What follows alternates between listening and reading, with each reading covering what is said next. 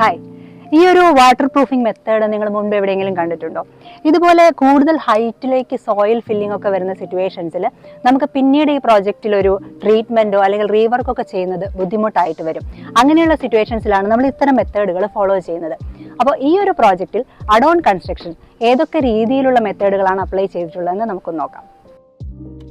Normally നമ്മൾ toilet അതുപോലെ open terrace ഒക്കെ വരികയാണെങ്കിൽ വാട്ടർ പ്രൂഫിംഗ് ചെയ്യുന്നത് സിമെൻറ്റേഷ്യസ് മെറ്റീരിയൽ അല്ലെങ്കിൽ എപ്പോക്സി മെറ്റീരിയൽ ഒക്കെ യൂസ് ചെയ്തിട്ടാണ്.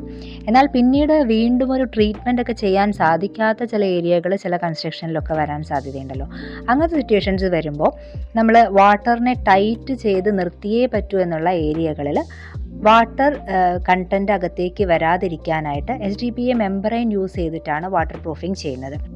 ആദ്യം ഇത് ആദ്യമായിട്ട് കോൺക്രീറ്റ് ചെയ്തിട്ടുള്ള സർഫേസ് നന്നായിട്ട് ക്ലീൻ ചെയ്യും. പിന്നെ അതുപോലെ കോൺക്രീറ്റ് 2-3 ലെയറൊക്കെ ആയിട്ടാണ് ചെയ്യുന്നതെങ്കിൽ ഇവ തമ്മിലുള്ള ജോയിൻറ്റുകളിൽ ക്രാക്സ് എന്തെങ്കിലും ഉണ്ടോ എന്നൊക്കെ ഡീറ്റെയിൽ ആയിട്ട് ചെക്ക് ചെയ്യും.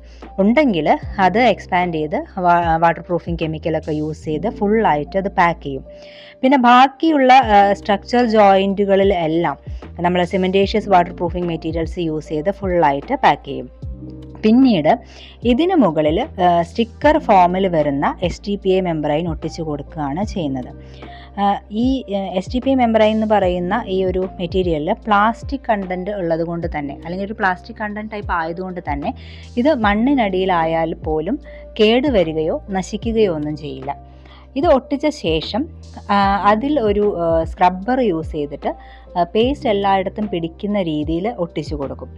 അതിൻ്റെ മുകളിൽ ഗ്ലൂ യൂസ് ചെയ്തിട്ട് ജിയോ ടെക്സ്റ്റൈൽ അപ്ലൈ ചെയ്യും. ഇത് ചെയ്യുന്നത് എന്തിനാണെന്ന് വെച്ചാൽ നമ്മൾ മെയിനായിട്ട് വാട്ടർ പ്രൂഫിങ്ങിനായി യൂസ് ചെയ്തിട്ടുള്ള HDPE മെംബ്രെയിൻ ഈ സോയിലൊക്കെ ഫില്ല് ചെയ്യുന്ന സമയത്ത് ഡാമേജ് ആയി പോവാതിരിക്കാൻ വേണ്ടിയിട്ടാണ് മുകളിൽ ജിയോ ടെക്സ്റ്റൈൽ ഷീറ്റ് കൂടെ ഒട്ടിച്ചു കൊടുക്കുന്നത്. ഇത്രയാണ് ഈ ടൈപ്പ് കൺസ്ട്രക്ഷൻ പ്രോജക്റ്റുകളിൽ നല്ല രീതിയിലുള്ള വാട്ടർ പ്രൂഫിംഗ് കിട്ടാനായിട്ട് നമ്മൾ ചെയ്യുന്നത്.